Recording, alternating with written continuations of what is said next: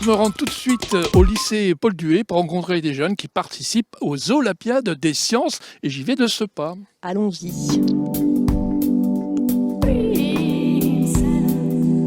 Michel Molina, bonjour. Oui, bonjour. Vous êtes professeur au sein donc, du lycée Paul Dué. Dans quelle classe nous trouvons et qu'est-ce qu'on y fait? Alors, nous sommes au sein des sciences de l'ingénieur du Bac S.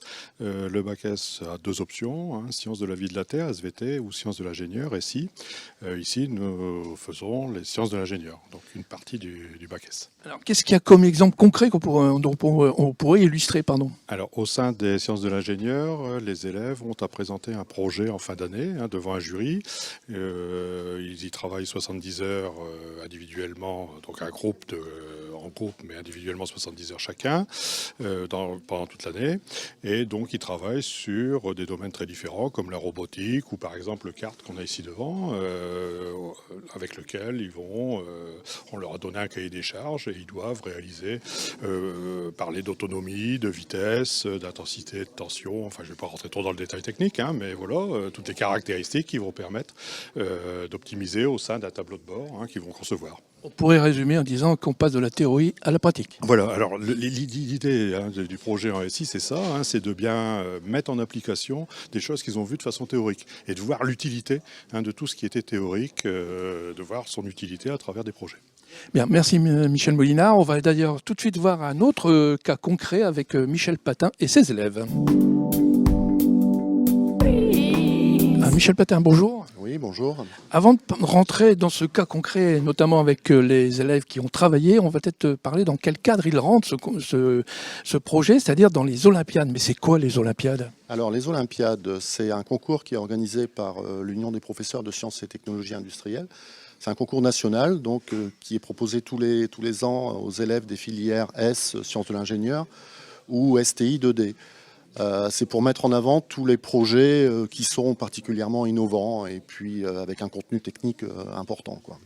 Mais qui correspond quand même à ce qu'ils apprennent tout au long de l'année. Ce n'est pas une invention pure mise au jour comme ça. Alors ça s'inscrit directement dans leur projet d'examen du baccalauréat, mais les Olympiades, c'est pas du tout une obligation, bien sûr. Ça concerne directement les meilleurs projets où on sent qu'il y a le potentiel pour les inscrire aux Olympiades. Alors, le projet cette année, c'est 4 élèves qu'on va rencontrer tout de suite et qui vont nous parler de ce projet, mais en quoi consiste-t-il dans les grandes lignes? Alors grosso modo, ce projet, il est quand même particulièrement innovant parce qu'en fait, c'est une liaison sans fil entre une voiture et son attelage. L'attelage qui peut être une remorque ou une caravane, ce qui permet de faire fonctionner les feux de la remorque ou de la caravane sans aucune connexion électrique entre voiture et remorque. Bien, on va laisser aux jeunes le soin d'en parler plus précisément. Merci. Elisa, bonjour. Bonjour. Alors, peut-être que vous pourriez raconter comment vous est venue cette idée à 4. Eh bien, on a d'abord eu la présentation de l'idée par les professeurs qui nous ont donné une problématique à laquelle on a dû répondre. Donc d'abord, on s'est concertés tous les 4, on s'est assis, on a discuté, savoir quel problème on devait résoudre. Et ensuite, on s'est partagé les tâches et on a avancé comme ça en fait. Et vous avez mis combien de temps pour aboutir? Un sacré bout de temps quand même. Enfin, ça nous a pris...